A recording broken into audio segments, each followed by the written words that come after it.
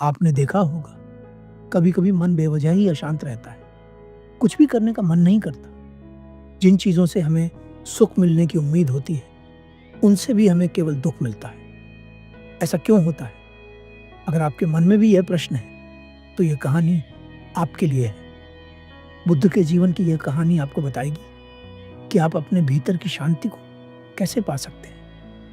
यह कहानी उस समय की है जब गौतम बुद्ध को सिद्धार्थ के नाम से जाना जाता था। जब वे परम सत्य की खोज में थे, उस समय उन्हें यह विश्वास था कि वे अपनी मंजिल तक पहुंच जाएंगे, परंतु उन्हें मंजिल तक पहुंचने का एक सही रास्ता नहीं मिल पा रहा था। कई दिनों तक जंगलों में भटकने के बाद उन्हें उनके पहले गुरु मिलते हैं, जिनका नाम अलार कलाम होता है। अलार कलाम की यह विशेषता थी कि वे किसी को भी आसानी से अपना शिष्य नहीं बनाते थे।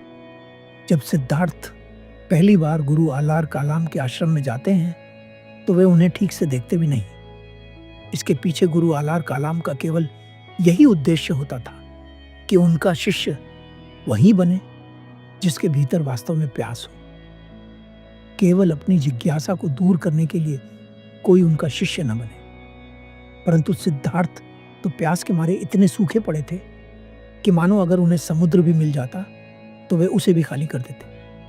वैसे तो गुरु अलार कलाम किसी को भी अपना शिष्य बनाने में महीनों लगा देते थे, परंतु सिद्धार्थ के हृदय की प्यास को देख वे उन्हें कुछ दिनों में ही अपना शिष्य बना लेते हैं। इसके कारण गुरु अलार कलाम के अन्य शिष्यों के मन में सिद्धार्थ के लिए ईर्ष्या पैदा होती है। गुरु अलार कलाम के कुछ शिष्य इस बात से क्रोधित हो जाते हैं कि आपने केवल कुछ दिनों में ही उसे अपना शिष्य बना लिया।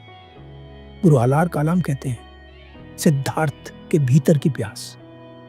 ये बात सच है कि मनुष्य के भीतर क्रोध होता है, लालच होता है, अहंकार होता है, वासना होती है, परंतु जिस व्यक्ति के भीतर प्यास होती है, उसे न तो क्रोध रोक पाता है, न अहंकार और न ही ईर्ष्या।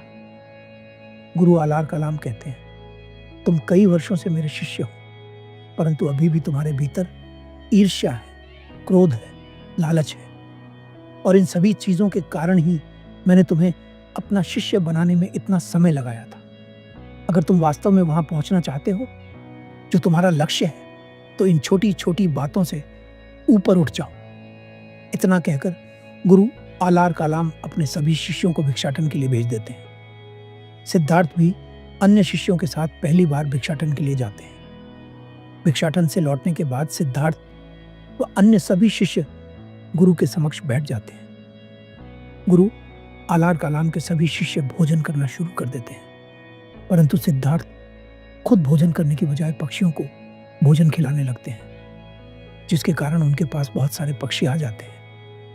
यह देखकर गुरु अलार कलाम के अन्य शिष्य बहुत आश्चर्यचकित होते हैं और सोचते हैं कि भला इतनी दूर से भिक्षा मांगकर लाने के बाद भी कोई अपना पेट भरने की बजाय दूसरों का पेट कैसे भर सकता है। पहले दिन कोई भी शिष्य गुरु से यह नहीं पूछता कि सिद्धार्थ ऐसा क्यों करते हैं, परंतु जब सिद्धार्थ इस कार्य को लगातार करने लगते हैं, तब गुरु अलार कलाम का एक शिष्य उनसे पूछता है, वे अपने आधे से भी ज्यादा भोजन को पशु पक्षियों को क्यों खिला देते हैं। गुरु कहते हैं, वत्स, सिद्धार्थ के भीतर पीड़ा है। वे अपनी इस पीड़ा को खत्म करना चाहते हैं, इसलिए वे अपने भोजन को पशु पक्षियों के साथ बांटकर खाते हैं। वह शिष्य पूछता है, परंतु गुरुदेव, अपने आधे से भी ज्यादा भोजन को पशु पक्षियों को देने से मन कैसे शांत होता है।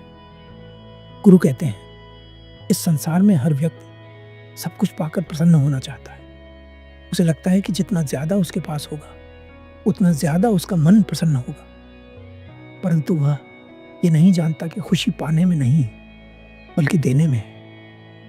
मनुष्य का स्वभाव देना है, परंतु जब मनुष्य अपने स्वभाव के विपरीत कार्य करने लगता है, तो उसका मन अशांत होने लगता है। सिद्धार्थ उन पशु पक्षियों को भोजन देकर सिर्फ उनका पेट नहीं भरते, बल्कि अपने स्वभाव के करीब भी जाते हैं। जितना तुम अपने वास्तविक स्वभाव के करीब जाते चले जाओगे, उतना ही तुम्हारा मन शांत होता चला जाएगा।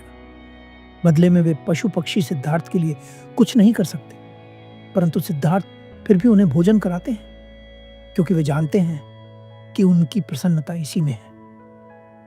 जो लोग ये सुन रहे हैं, उनसे मैं कहना चाहता हूँ, अगर आप किसी ऐसे के लिए कुछ कर सकते हैं जो बदले में आपके लिए कुछ नहीं कर सकता, तो आप उस प्रसन्नता को अनुभव कर सकते हैं जो आपका वास्तविक स्वभाव है।